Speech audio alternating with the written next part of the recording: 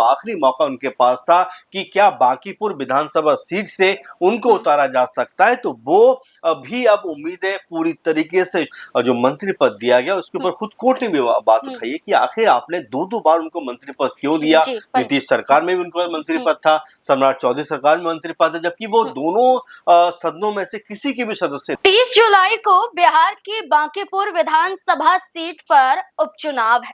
प्रत्याशियों को लेकर मंथन जारी था, लेकिन भारतीय जनता पार्टी ने एक नाम का ऐलान कर दिया बतौर उम्मीदवार।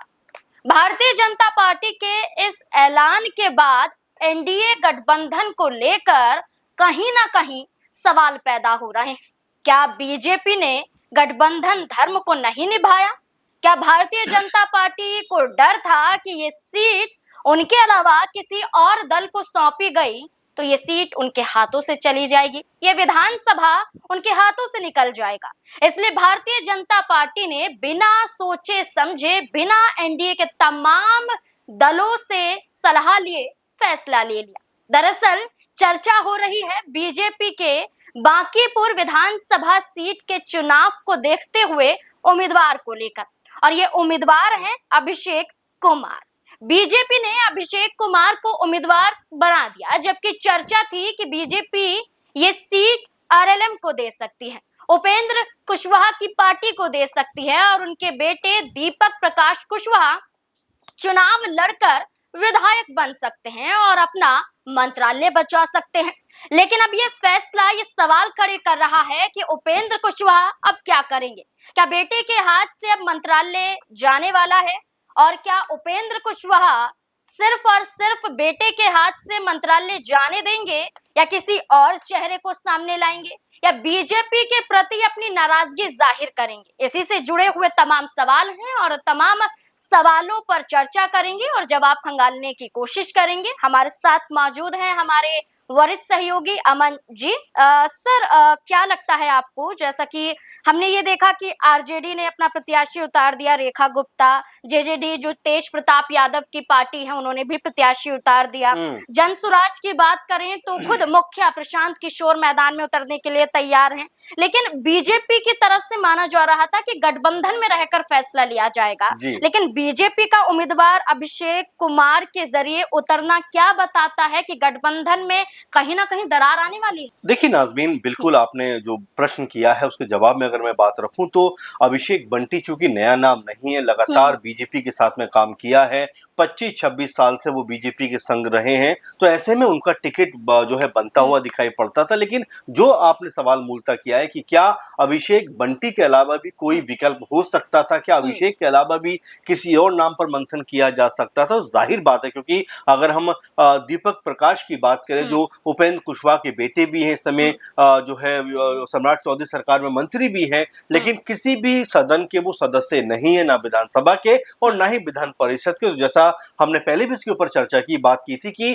क्या उनको किसी सदस्य का सदन का सदस्य होने का मौका मिलेगा, और अब ऐसे में जब आखिरी मौका उनके पास था कि क्या बांकीपुर विधानसभा सीट से उनको उतारा जा सकता है, तो वो भी अब उम्मीदें पूरी तरीके से छीन हो गई है, धूमिल हो गई, क्योंकि यहाँ पर बीजेपी की तरफ से अभिषेक कुमार यानी अभिषेक बंटी को उतार दिया गया है। उनके बारे में लगातार कहा जा रहा है कि भाई वो बहुत अनुभवी नेता हैं और अगर उनके काम को देखें तो भारतीय जनता युवा मोर्चा के उपाध्यक्ष भी रह चुके हैं। इसके अलावा जो पूर्व पटना महानगर भारतीय जनता युवा मोर्चा के अध्यक्ष भी रहे हैं, 2 बार मंडल अध्यक्ष रहे, यानी कि एक तरीके से एक सक्रिय और मजबूत जो है वो कैंडिडेट हो सकते हैं बीजेपी के लिए। और सबसे बड़ी बात माना जा रहा था कि नितिन नवीन के राइट हैंड हैं, क्योंकि नितिन नवीन के साथ तमाम कार्यों में वो देखे गए हैं, और जैसा कि आपने कहा कि बांकीपुर में उनकी पकड़ मजबूत है, यानी कि अगर नितिन नवीन के बाद देखा जाए तो अभिषेक कुमार का नाम चौंकाने वाला तो नहीं है, लेकिन ये भी कहा जा रहा है कि ये परीक्षा अभिषेक कुमार की नहीं बल्कि नितिन नवीन की है। क्या लगता है, क्योंकि वो भी प्रचार प्रसार करने के लिए पहुंचेंगे? देखिए नाज़मीन, इसमें एक और जो पॉइंट रह गया जो मैं बोलना चाह रहा था कि सबसे महत्वपूर्ण बात कि अभिषेक कुमार जो है वो कायस्थ समाज चाहते हैं, और ये बांकीपुर जो सीट है इसके ऊपर 30-35 साल से लगातार ये कहा जा सकता है कि कायस्थ का कब्जा रहा है, क्योंकि नितिन नवीन भी कायस्थ हैं, उनके पिता भी कायस्थ थे, तो जाहिर बात बात है कि इसी नाते बीजेपी ने उनको शायद उतारा। और दूसरी बात जो आपने महत्वपूर्ण बात कही कि नितिन नवीन के बहुत करीबी हैं, तो इसका भी लाभ उनको मिलता हुआ दिखाई पड़ा है, क्योंकि हमेशा से बांकीपुर पे वो बहुत सक्रिय रहे हैं और इसी जी। का लाभ अब नितिन नवीन के राज्यसभा पहुंचने के बाद उनको मिलता हुआ दिखाई पड़ा है। लेकिन देखिए, ये सिर्फ कहानी यहीं पे खत्म नहीं होती कि चलिए अभिषेक बंटी को बीजेपी ने उतार दिया, लेकिन क्या दीपक प्रकाश के नाम पे चर्चा नहीं हुई होगी? अब जब 10 जुलाई को तमाम एनडीए कुनबे की बैठक है, तो क्या उसमें उपेंद्र कुशवाहा सवाल नहीं उठाएंगे कि मेरे बेटे को छोड़कर आपने किसी और को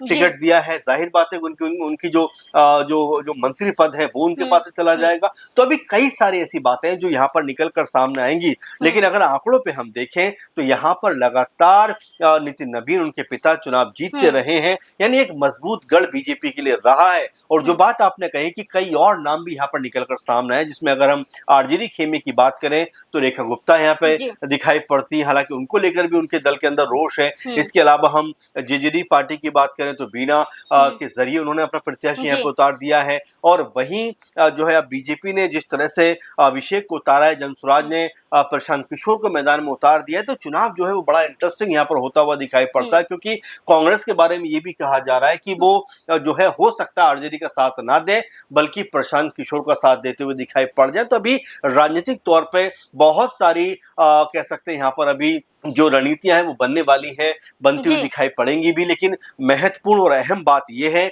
जो हम जिक्र भी कर रहे हैं कि क्या यहाँ पर दीपक प्रकाश की जगह नहीं बन सकती थी? क्या बीजेपी ने यहाँ पर अपने गठबंधन धर्म का पालन नहीं किया? क्योंकि जैसा आपने शुरुआत में ही कहा कि एक बैठक होनी चाहिए थी, या एक बैठक होकर ही किसी एक नाम पर मोहर लगती तो शायद ज्यादा बेहतर होता, लेकिन पहले मोहर लगी है, उसके बाद में बैठक होती हुई दिखाई पड़ेगी। तो यहाँ ये माना जा सकता है कि आने वाले दिनों में आपस की जो खटपट है वो यहाँ पर बढ़ती हुई दिखाई पड़ सकती है। अच्छा सर, दीपक प्रकाश की बार बार चर्चा हो रही है।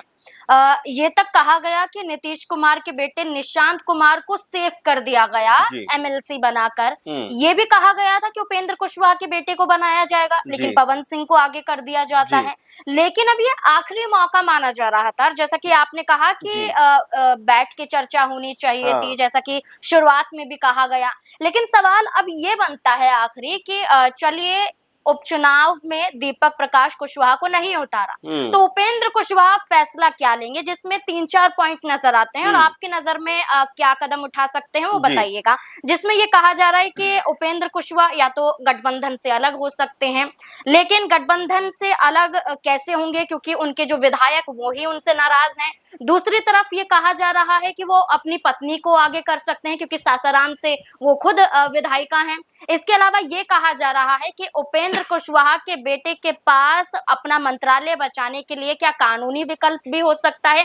क्या लगता है ये 3-4 मुद्दों को लेकर, पॉइंट्स को लेकर? देखिए नाज़रीन, पहली बात तो ये है कि जैसा मैंने शुरुआत में कहा कि आपको जो मंत्री पद दिया गया उसके ऊपर खुद कोर्ट ने भी बात उठाई है कि आखिर आपने 2-2 बार उनको मंत्री पद क्यों दिया? नीतीश सरकार में भी उनको मंत्री पद था, सम्राट चौधरी सरकार में मंत्री पद है, जबकि वो दोनों सदनों में से किसी के भी सदस्य नहीं है। तो जाहिर बात है कि पहले तो आपको उनको चुनाव लड़ाना चाहिए था, और अगर चुनाव नहीं लड़ाया तो विधान परिषद उनको भेजना चाहिए था, एमएलसी उनको बनाना चाहिए था, वो भी नजर नहीं आया। अब जब बांकीपुर पे उपचुनाव होने वाला था तो लोगों ने ये भी सोचा कि हो सकता है कि यहाँ पर बीजेपी एक बड़ा दाव खेलते हुए उनका नाम यहाँ पर लेकर आ जाए, उनका वो भी नाम जो सामने नहीं आया। तो बिल्कुल यहाँ पर जो विकल्प दिखाई पड़ता है वो ये साफ नजर आता है कि उपेंद्र कुशवाहा के पास भी अपनी जमीन को बचाए रखने का कोई विकल्प है नहीं। देखिए सीधी सीधी बात है कि उनकी वजह से बीजेपी सरकार है ये माना नहीं जा सकता, क्योंकि बीजेपी और जेडीयू का ही दोनों का मिलान कर दिया जाए तो ये आंकड़ा 150 प्लस चला जाता है। तो ऐसे में अगर उपेंद्र कुशवाहा जैसे लोग साथ में हैं भी